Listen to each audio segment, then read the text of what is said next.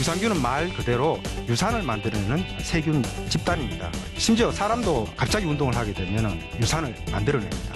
대사 산물 중에서 유산이 50% 이상 그런 집단을, 균의 집단을 유산균이라고 합니다.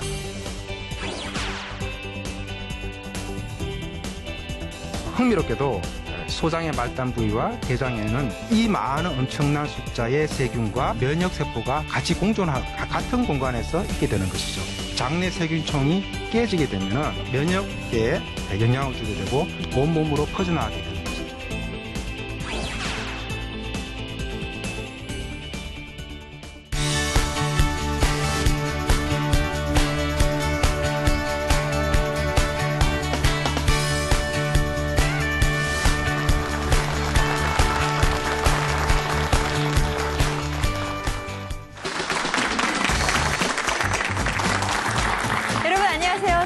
과학이 만나는 강연 프로그램 사과나무의 유시연입니다.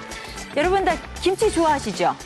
네, 그렇죠. 김치 좀 오래 못 드시면 드시고 싶죠? 네, 해외여행 가서 김치를 못 먹었을 경우에 요구르트를 먹으면 좀 괜찮아진다고 합니다. 그 이유가요. 김치와 그 요구르트 안에 유산균이라는 성분이 공통으로 들어있기 때문이라고 하는데요. 사실 유산균이잖아요. 세균이란 말이에요. 근데 유산균이라는 거를 음식처럼 해가지고 입속으로 집어넣으면 장이 건강해지면서 다이어트도 되고 거기에다가 스트레스도 해소될 수 있다고 하는데 믿으시겠어요? 약간 가물가물하시는 것 같은데 오늘 강의를 듣고 나서 한번 확인해 보시기 바랍니다. 오늘 강연을 해주실 서재구 박사님 무대로 모시도록 하겠습니다. 박수 부탁드립니다.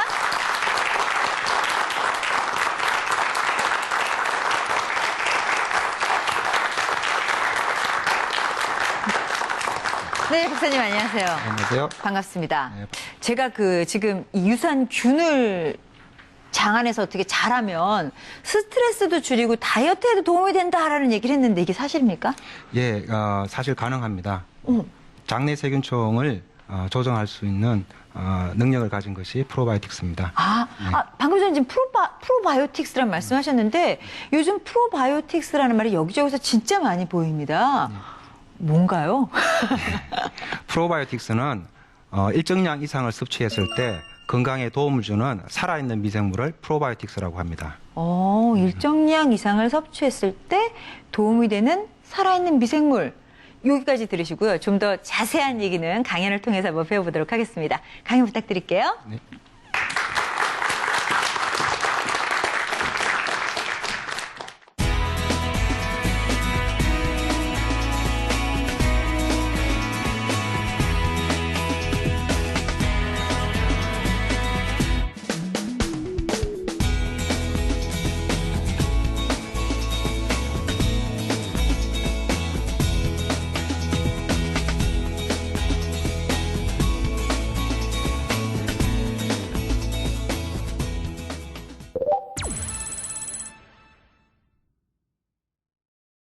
조금 전에 설명드린 바와 같이 프로바이오틱스는 일정량 이상을 섭취했을 때 건강에 도움을 주는 살아있는 미생물입니다. 프로바이오틱스와 반대되는 용어로는 엔티바이오틱스란 말이 있습니다. 엔티바이오틱스. 이 말은 항생제라는 뜻입니다. 여러분들 잘 아시겠지만 항생제는 어떤 미생물에 감염이 되었을 때 미생물을 죽이거나 생장을 억제하기 위해서 사용하는 물질입니다. 이와 반대의 개념에 있는 프로바이오틱스는 섭취했을 경우 우리의 몸의 활성을 촉진시킴으로써 도움을 주는 그런 생물학적 제재입니다. 프로바이오틱스의 개념을 처음으로 도입한 사람은 러시아의 생리학자이자 미생물학자인 메치니코프 박사입니다. 메치니코프 박사는 외부에서 어떤 유해균이 우리 몸으로 침입해 들어왔을 때 백혈구가 이 유해균을 어떻게 없애는지에 대한 연구를 수행하였고 그 공로로서 노벨 의학상을 수상하게 됩니다. 이분의 또 다른 관심 분야 중에 하나는 노화에 관한 것입니다. 이분이 관찰한 것 중에 하나가 불가리아 농촌 지역에 사시는 농민들이 장수하고 하는 것들이 그들이 즐겨 먹는 발효유와 깊은 관계가 있다라고 생각하였습니다. 그래서 1908년에 생명의 연장이라고 하는 책을 출판하게 되는데요. 이 책에 보면은 발효 위에 산을 생성하는 생명체가 대장 속에 있는 오염물질을 제거함으로써 장수에 도움을 준다라고 쓰여 있습니다. 이 내용 중에 그러니까 산을 생성하는 생명체는 즉 유산균입니다. 나중에 이 생명체가 락토바실러스 불가리쿠스라고 하는 유산균으로 밝혀졌습니다. 프로바이오틱스에 대한 연구는 메치니코프 박사 이후로 사실상 크게 주목을 받지는 못했습니다. 그러다가 세계 1차 대전을 거치면서 세균이나 어떤 여러 가지 미생물을 감염에 의해 가지고 질환들이 발생하게 되고 이런 질환들을 처치하기 위해서 항생제가 발견되고 또 폭넓게 사용되게 됩니다. 이러한 분위기 속에서 프로바이오틱스보다는 엔티바이오틱스, 즉 항생제에 대한 관심이 더 폭넓게 퍼지게 됩니다.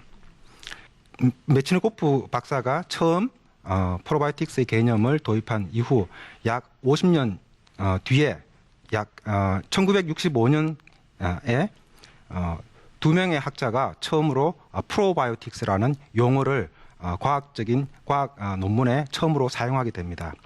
그로부터 많은 과학자들이 서서히 프로바이오틱스의 기능에 대해서 주목을 하게 되고 더 많은 연구자들이 이 프로바이오틱스의 여러 가지 건강에 도움을 주는 기능들을 밝혀나가게 됩니다. 그런 과정에서 이제 최근에 세계보건기구가 2001년에 조금 전에 설명드린 바와 같은 일정량 이상을 섭취했을 때 건강에 도움을 주는 살아있는 미생물이라고 정의하게 됩니다. 일반인들께서는 유산균이라고 하시면 어떤 세균인지에 대해서 잘 모르실 건데요. 유산균은 말 그대로 유산을 만들어내는 세균 집단입니다. 근데 우리 주위에는 유산을 만들어내는 세균들이 많이 있습니다. 그 모든 세균들을 유산균으로 분류하지는 않습니다. 심지어 사람도 갑자기 운동을 하게 되면은 유산을 만들어냅니다. 유산균이라고 하면은 발효를 통해서 만들어내는 전체 대사 산물 중에서 유산이 50% 이상 되는 그런 대사 능력을 가진 그런 균의 집단을 유산균이라고 합니다. 또한 비피도박테리아라고 하는 세균이 있는데요. 비피도박테리아는 또한 또 이 유산균으로 일반인들에게 불려지기도 하는데 사실 비피도박테리아는 유산균과 좀 구분되는 그런 세균입니다. 근데 일반적으로 유산을 많이 만들어내기 때문에 유산균으로 통상적으로 불리기도 합니다. 지금 이제 화면 그림에서 보시는 것처럼 유산균은 크게 막대기 모양을 가지고 있는 세균도 있고 이러한 세균에는 락토바실러스 엑시도필러스라고 하는 균이 여기에 해당이 됩니다. 또 다른 형태는 공 모양의 둥근 형태를 가지는 균들도 있는데 스트랩토코커스 솔모필러스가 이런 균에 해당이 됩니다. 그리고 마지막으로 비피도박테리아인데요. 비피도박테리아는 막대에서 가지가 뻗어나온 영어 알파벳의 Y자 모양을 닮은 모양을 띠고 있습니다.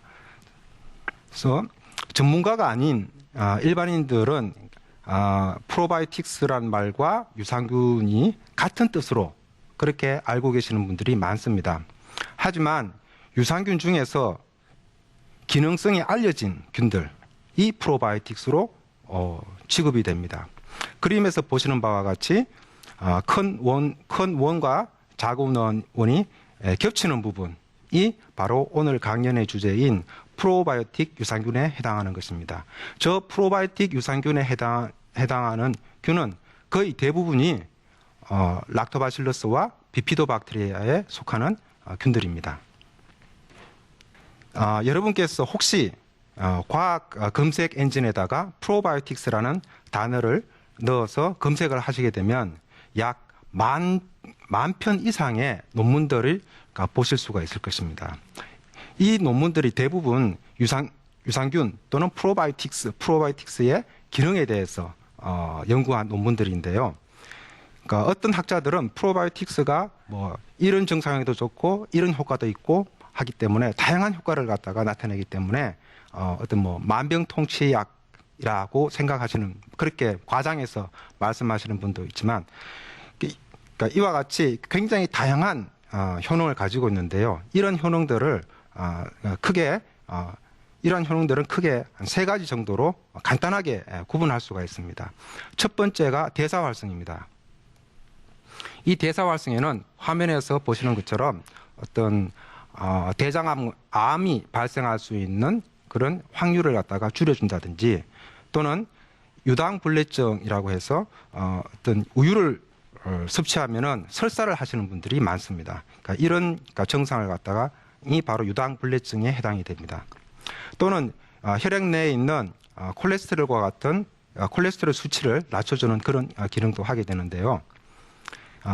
이 중에서 유당불내증을 개선하는데 프로바이오틱스가 어떻게 작용하느냐 하면, 우유에 들어있는 유당을 사람이 분해하지를 못하기 때문에 설사가 일어나게 됩니다.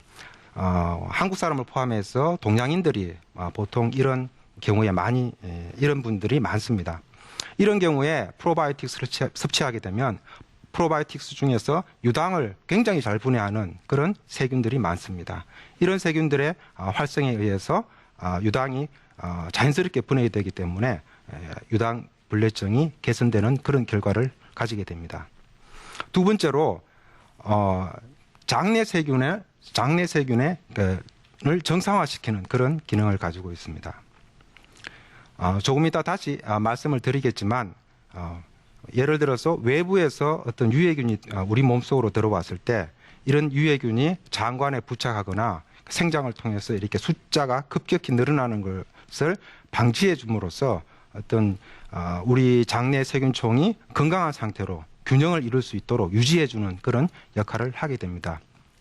세 번째가 면역 조절 기능인데요. 이 면역 조절 기능을 통해 가지고 우리 몸이 가지고 있는 면역력을 강화시킨다든지, 또는 어떤 특정 음식에 대해서, 음식이나 아니면 꽃가루 등의 알러지 반응을 보이시는 분들의 증상을 갖다가 완화시켜주는 그런 기능도 하게 됩니다. 또한 많은 난치성 질병들은 우리 몸속 위장관에서 염증 반응에 의해서 발생하는 경우가 굉장히 많습니다. 이런 염증 반응을 억제함으로써 증상을 개선해주는 그런 기능 또한 많이 밝혀져 있습니다.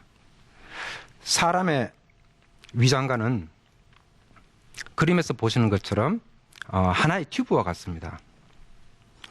음식을 섭취하는 시작점인 구강에서 식도, 위장, 소장, 대장, 직장을 거쳐서 항문으로 빠져나가게 되죠.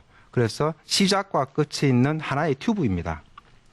그런데 우리 위장관은 우리가 일상생활에서 볼 수 있는 수도관이라든지 아니면 뭐 물을 뿌리는 뭐 호수와 같은 그런 관하고는 다르죠. 왜 다르냐 하면은 위장관 내에 있는 각 부분들이 서로 다른 모양과 그다음에 환경을 가지고 있기 때문입니다. 그림에서 보시는 것처럼 위는 여러분도 아시겠지만 위는 유산이 분비되는 곳으로서 강한 산성을 띠게 됩니다. 위를 거친 음식물이 소장의 첫 부분인 십이지장을 거치고 그 다음에 공장을 거쳐서 소장의 말단 부인 회장에 이르게 되면은 이런 산성이 점점 중화가 되어서 소장의 말단 부분인 회장에 이르거나 아니면 대장에 오게 되면 거의 중성에 이르게 됩니다. 중성은 지구상에 있는 거의 모든 생물체가 살아가기 가장 좋은 환경입니다.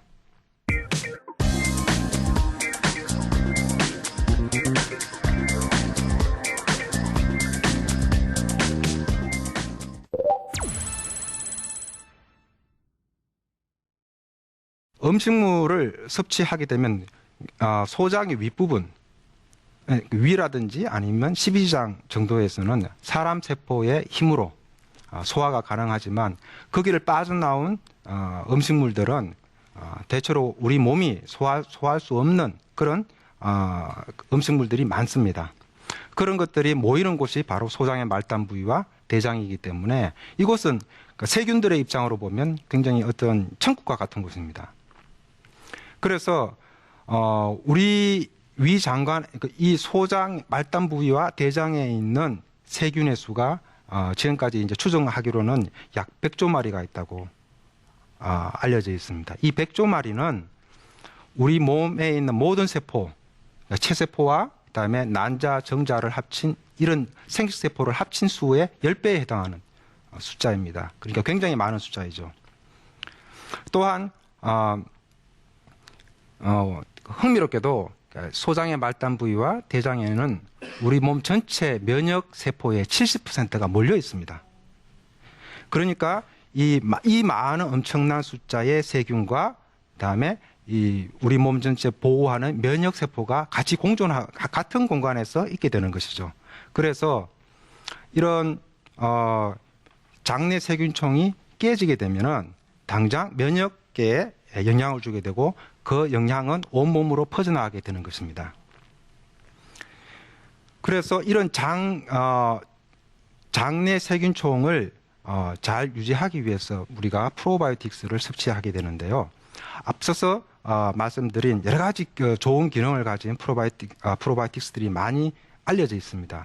하지만 훌륭한 기능을 가지고 있는 프로바이오틱스라고 하더라도 반드시 좋은 프로바이오틱스라고는 말할 수 없습니다. 왜냐하면 이 훌륭한 기능을 가진 프로바이오틱스가 살아서 장에 도착을 해야 되지 않겠습니까? 도착한 후에 거기서 그냥 빠져나가면 안 되겠죠. 거기서 정착해서 좋은 효능을 발휘할 수 있도록 하는 것이 중요하겠죠. 그래서 최근에는 여러 가지 이제 섭취하는 프로바이오틱스를 위산이라든지 여러 가지 소화 효소로부터 보호하기 위한 장치들을 이제 개발이 되어 있는데 어떤 예로는 이제 단백질이나 다당류 같은 걸로 유산균을 코팅함으로써 보호하는 그런 방법도 개발이 되어 있습니다. 또 한편으로 장 정착성에 대한 이야기인데요. 프로바이오틱스가 장에 정착하는 것은 사람의 유전자형하고 깊은 관계가 있다고 알려져 있습니다. 또한 어떤 전통적인 식단 같은 데도 많은 이제 영향을 받게 되는데요. 그러한 측면에서 본다면은 한국인에게는 한국인으로부터 분리한 유산균이 어떤 장 정착성을 좋게 하는 그런 가능성이 높다는 것을 알 수가 있습니다. 자, 방금 설명드렸다시피 우리 몸에는 위장관에는 100조 마리의 세균들이 있습니다. 세균 수로는 사람 세포 수의 10배가 되지만 유전자 수로는 100배 이상입니다. 사람 세포가 가지고 있는 유전자는 약 3만 개라고 알려져 있습니다. 하지만 위장관에 있는 세균총의 유전자 수를 합하게 되면 330만 개 정도가 된다고 합니다. 그러면 이 100배나 많은 기능을 발휘할 수가 있겠죠. 그러니까 우리가 아직 그런 연구력이 그만큼 미치지 못하기 때문에 모든 것을 알 수는 없지만 지금까지 밝혀진 장내 세균총의 기능을 보면 화면에 나타나와 있는 것처럼 음식물을 분해한다든지 또는 지방을 저장하는 그런 기능을 한다든지 또 유해균을 억제한다든지 또 중요하게는 면역 반응을 조절한다는 그런 기능들이 있습니다.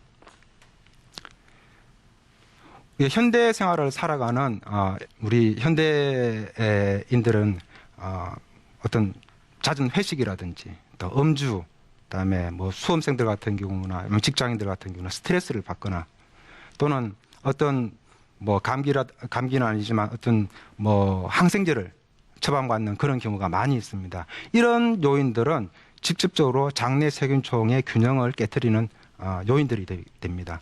장내 세균총의 균형이 깨진다는 이야기는 결국 우리 몸에 좋은 균은 감소하고 나쁜 균은 증가한다는 뜻입니다. 이런 결과는 결국 우리 몸의 면역력을 떨어뜨리고 염증 반응을 촉진시킴으로써 또 심지어는 장관벽을 손상시킴으로써 굉장히 심각한 질환을 낳게 됩니다. 따라서 프로바이오틱스를 섭취하는 이유는 섭취한 프로바이오틱스가 장까지 도달해서 그 안에 있는 수많은 세균들과 상호작용을 통해서 건강한 상태로 유지하게 하고 또한 장관벽을 이루고 있는 우리 몸의 세포와 상호작용을 통해서 면역력을 강하게 해주는 그런 역할을 하게 되는 것입니다. 지금까지 여러 가지 사람을 대상으로 한 연구에서 프로바이오틱스는 과민성 대장 증후군이라든지 또는 아토피, 염증성 장질환과 같은 난치성 질환들의 효과가 있다고 밝혀져 왔습니다. 하지만은 현대인들이 앓고 있는 가장 심각한 질환 중에 하나가 비만입니다. 그런데 이 비만의 가장 근본적인 원인 중에 하나가 또 염증 반응입니다. 그런데 프로바이오틱스가 비만에 효과적이다고 하는 어떤 이런 임상학적인 연구 결과는 아직 좀 부족한 편입니다.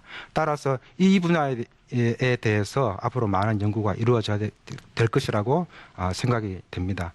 또 한편으로 이 사람의 뇌와 다음에 우리 위장관 그리고 장내 세균총이 하나의 축으로 연결된 것처럼 서로 양방향으로 신호를 전달한다고 알려져 있습니다. 즉 다시 말해서 사람이 스트레스를 받게 되면은 그 스트레스의 신호가 장내 세균총까지 영향을 미치게 되고 그 조성이 변화하게 됩니다. 또한 장내 세균총이 변화하게 되면 그 신호가 뇌로 전달되게 됩니다. 이런 이야기는 결국 장내 세균총이 어떤 사람의 행동이라든지 또는 우울증, 스트레스와 같은 증상에도 어떤 영향을 미친다고 이야기할 수가 있고 사실 그런 연구 결과들이 최근에 많이 나오고 있습니다. 따라서 앞으로 프로바이오틱스를 이용한 연구들은 이러한 정신적인 질환들에게까지 적용될 수 있다고 보고 그러한 연구들이 계속 이어져야 된다고 생각이 됩니다. 경청해 주셔서 감사합니다.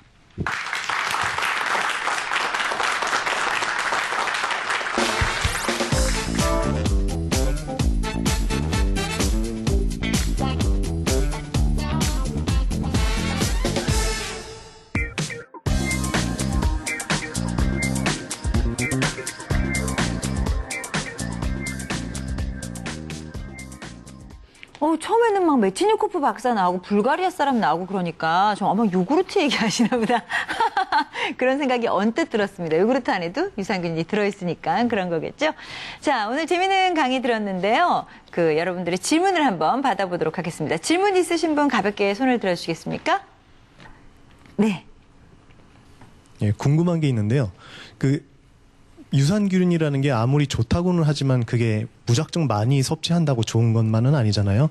그럼 우리가 일반적으로 어느 정도를 섭취해야지 그게 우리 인간한테 효율적이고 효과적으로 이용되는 건지 그거에 대해서 좀 말씀드리셨으면 좋겠습니다. 거기에 제가 그냥 추가로 하나 더 하자면 왜 요즘 뭐 비타민도 너무 과다하면 안 좋다 뭐 이런 말씀들 하시는데 혹시 유산균이라는 것도 뭐 과다하게 섭취했을 경우에 또 안 좋은 건지 그것도 함께 답변해 주셨으면 좋겠습니다.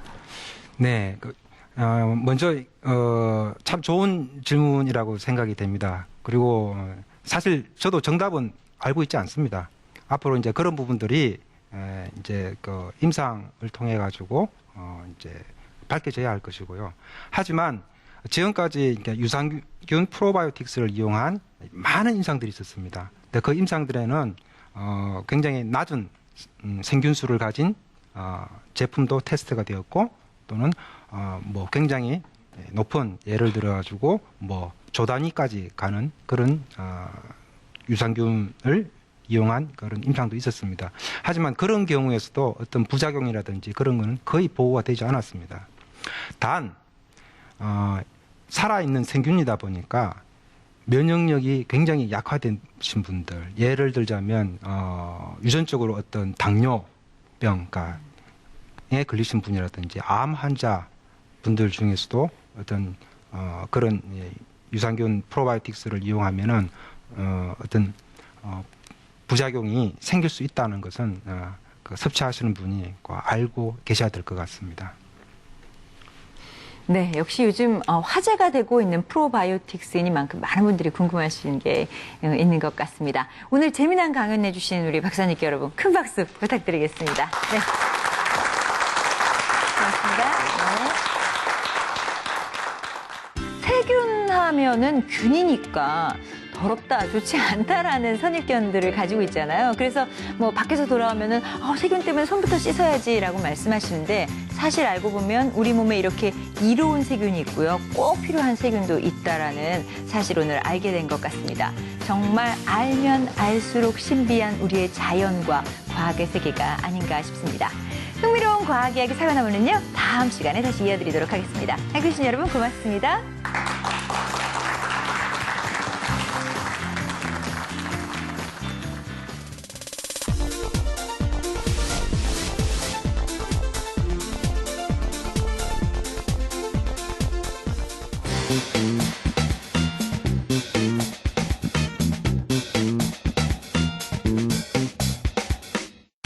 Thank you.